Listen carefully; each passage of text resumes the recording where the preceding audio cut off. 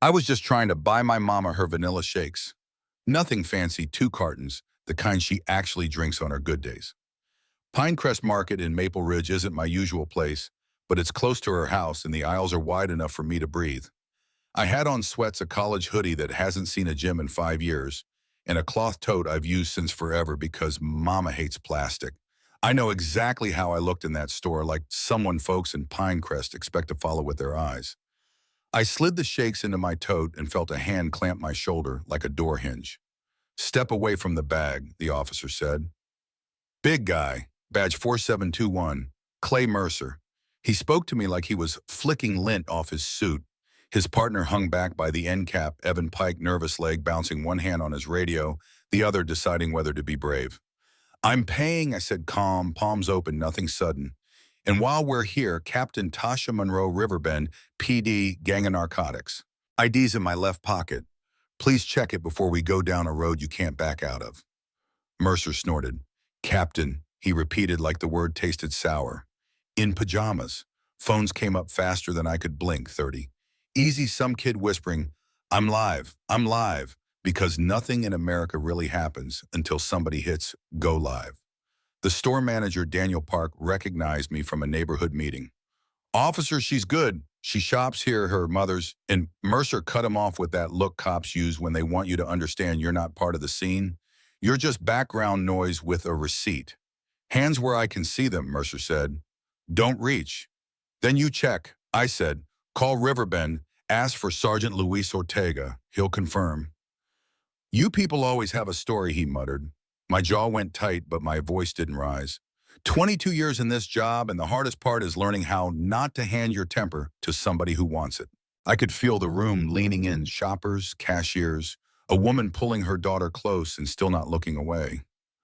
I thought about Mama waiting for me, the evening pills lined up on her kitchen counter like little colored soldiers.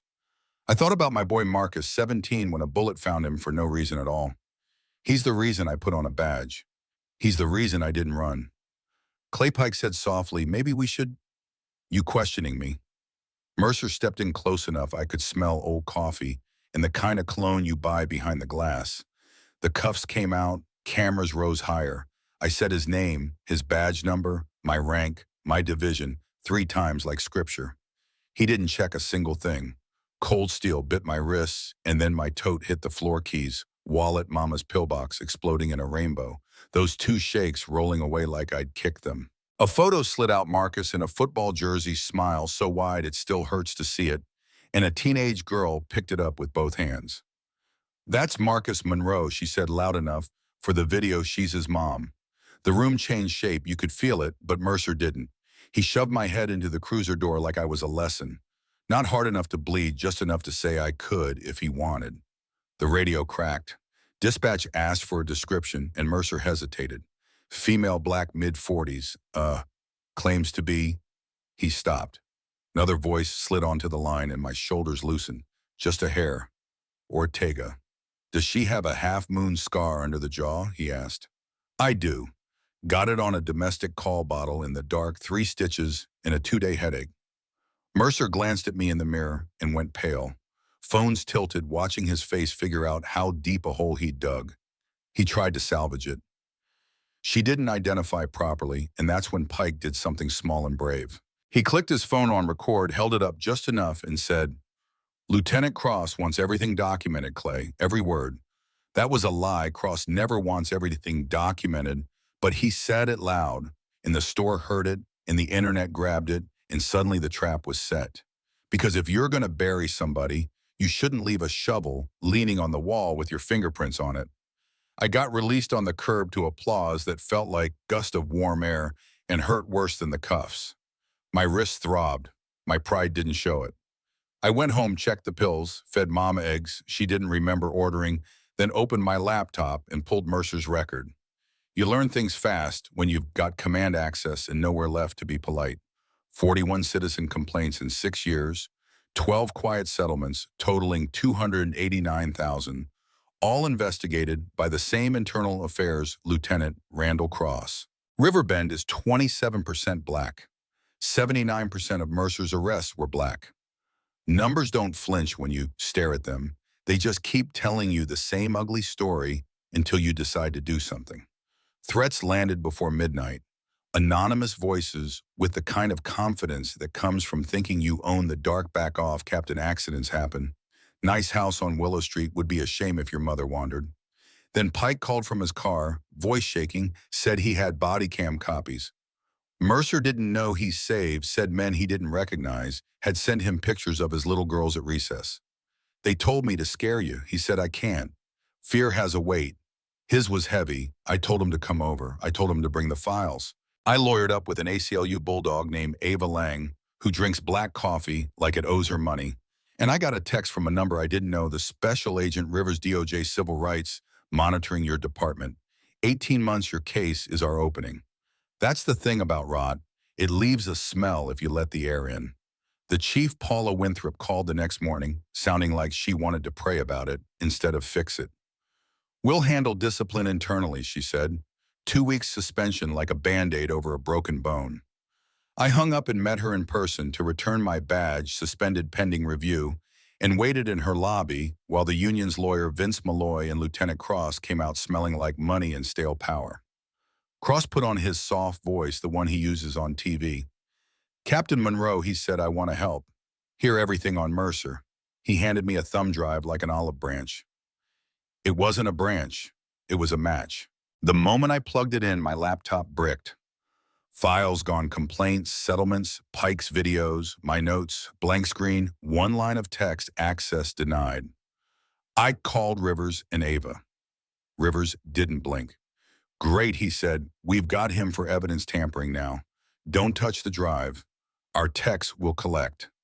That night, I sat on Mama's bedroom floor so she wouldn't think she was alone, watched her sleep, and fell apart in a way I hadn't let myself since the day we put Marcus in the ground.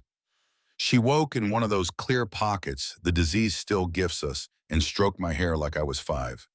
Baby, she said, truth doesn't need a crown, just somebody who won't shut up. I laughed, then cried again, then slept hard and dreamless for 45 minutes. When I woke, I had my answer. No badge, no backing, we go public. The city called an emergency hearing because the views on Daniel Park's live stream were climbing like a fever millions with the caption, #Pinecrest arrest. So we packed the chambers. Me, Ava Pike with a thumb drive that wasn't broken, 3 victims who refused to be quiet any longer, and Rivers with 2 agents who sat where Cross could see them. The crowd looked like Riverbend, for once black. White, brown, old heads in church hats, teenagers in hoodies, construction guys still in neon, nurses on break, reporters who haven't slept since college. The council president tapped his mic and asked for order. The room gave him something close. I told them everything, not like a speech, just like a person who's tired of whispering. I described the hand on my shoulder and the shove into the door and the line, you people always have a story, and I put my bruised wrists on the big screen. Then I put the numbers there too. 41 complaints, 12 settlements, 289,000 of other people's pain, 79% black in a city that isn't. I put Cross's overtime next to those dates, 94,000 extra, lining up like check marks on a scorecard. I put Malloy's emails up handled active quota secure and watched Chief Winthrop stop pretending she could carry this with a memo. Pike played 12 minutes of what he'd been saving, traffic stops that didn't smell right, searches that had no reason, a woman in tears with her 5-year-old asking why the police were hurting them. Daniel ended it with the original live stream, the cuffs, the shove, the roll of those 2 stupid shakes across the floor like a punchline the universe thought was cute. The chamber held its breath. Then a man in the 3rd row, the same dad who'd told me at the door his son lost a scholarship after Mercer turned, matching a description into a charge, stood and said, "We're not going home this time." Somebody outside started a chant that shook the windows. Rivers leaned toward Cross with a little smile and said, "Lieutenant, you're under arrest." And for once in my career, the words didn't feel like failure. They felt like air. 3 months is a long time, and it isn't. In 3 months, the city built an oversight panel that actually has teeth. Body cam footage can't be edited by the officer wearing it, period. An early warning system flags patterns before they ruin people. The chief resigned. Malloy found out bar associations have backbones when the public is watching. Cross took a plea. Mercer heard a federal judge Tell him what I've wanted a judge to say since I learned how to write a report. A badge is not a shield against the law.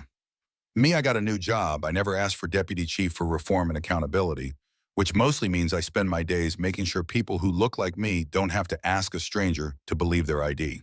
I stood in front of 41 recruits on the first day one for every complaint and told them what my mother told me. Truth doesn't ask permission. It just needs somebody stubborn enough to say it out loud. Sergeant Pike teaches the bystander intervention module now. His daughters drew me a picture that says, "Be brave" in pink crayon. I keep it in my office where the light hits it in the morning. On my way home, I still stop at Pinecrest. Daniel gives me a discount I never take, and a soft smile that says, "We saw it, we named it, we changed something." Sometimes a woman will touch my arm and tell me about her brother, her father, the time she got pulled over for driving her own car where it wasn't supposed to exist. I listen, I write it down. We don't bury things anymore. Was I lucky that millions watched? Maybe. Was I unlucky to need them to? Absolutely. That tension sits with me right next to the scar under my jaw and the memories I keep of a boy in a too big jersey who should have grown old enough to tease me about my gray hair. So let me ask you what part of this felt right to you and what part felt like something we've all been told to ignore. If you've ever been sized up before you said a word, if you think respect shouldn't be something you beg for while you're holding receipts, drop your story in the comments. Tell me where you're watching from. Tell me what you've seen. And if you believe a badge is not a free pass, if you believe accountability is love for your town, not hate for your cops, say it out loud. Write justice in there so it's not just my voice echoing back at me. Because truth doesn't need a crown. It needs a crowd that won't shut up.